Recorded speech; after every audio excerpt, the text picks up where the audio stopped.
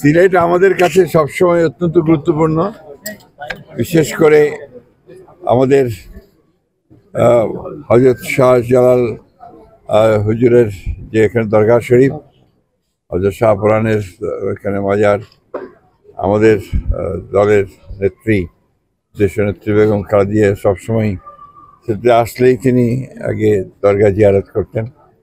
এটার আমি মনে করি যে আমরা সবাই এই যে একটা স্পিরিচুয়াল ব্যাপার যেটা আছে আর কি আপনার, সেটাতে আমরা অত্যন্ত শান্তি বোধ করি এবং সেই কারণে সিলেটের প্রতি আমাদের আকর্ষণ আছে।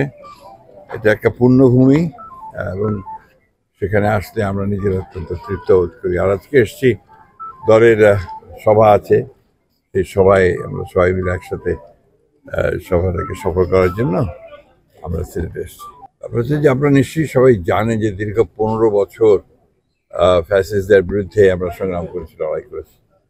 আমাদের প্রায় 60 লক্ষ নেতাকর্মীদের বিরুদ্ধে মিথ্যা মামলা হয়েছে, আমাদের কয়েক হাজার নেতাকর্মীদের হত্যা করা হয়েছে, আমাদের প্রায় 1700-এর উপরে মানুষকে গুম করা হয়েছে। সেখানে আমাদের সিলেটের অত্যন্ত সাহসী নেতা ইলিয়াস আলীও গুম হয়েছেন এবং তারপরে 24 জুলাই আগস্টে ছাত্র জনতার অভ্যুত্থানের মধ্য দিয়ে ফ্যাসিস্ট হাসিনা সরকারের পতন হয়েছে। সেই পতনের পরে আমি একবার একটা ব্যক্তিগত প্রোগ্রামে এসেছিলাম, তারপরে রাজনৈতিক কর্মসূচিতে প্রথম আসা, সেই কারণে এটা আমাদের কাছে অত্যন্ত গুরুত্বপূর্ণ।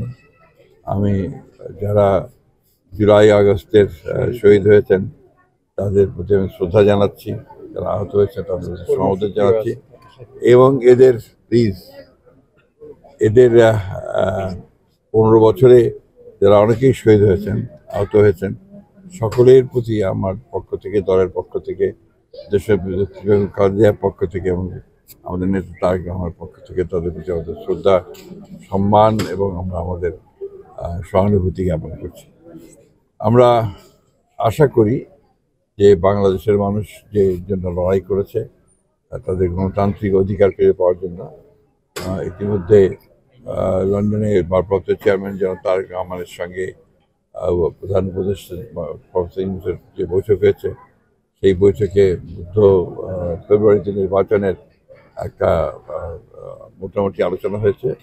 আমরা সবাই আশাবাদী যে এই নির্বাচনের মধ্য দিয়ে দেশ জাতি গণতন্ত্রে ফিরে যাবে এবং জনগণের যে গণতান্ত্রিক অধিকার সেটা প্রতিষ্ঠিত হবে এবং যেটাকে আমরা বলি যে রাইট ট্র্যাকে দেশ উঠবে বলে আমরা বিশ্বাস করি। বান্ডেল থাকলে প্রতি সেনমানিতে টাকা বাঁচবে। বিকাশ সেনমানি বান্ডেল কিনে জিতুন প্রতি লেনদেনে। শুরু হয়েছে Standard Chartered Channel i Agro অ্যাওয়ার্ডের 10ম আয়োজনের মনোনয়ন গ্রহণ। এবার নতুন ক্যাটাগরি বছরের সেরা ছাদ কৃষক সহ মোট 13টি ক্যাটাগরিতে পুরস্কার প্রদান করা হবে। মনোনয়ন গ্রহণ চলবে আগামী 15 জুলাই 2025 তারিখ পর্যন্ত।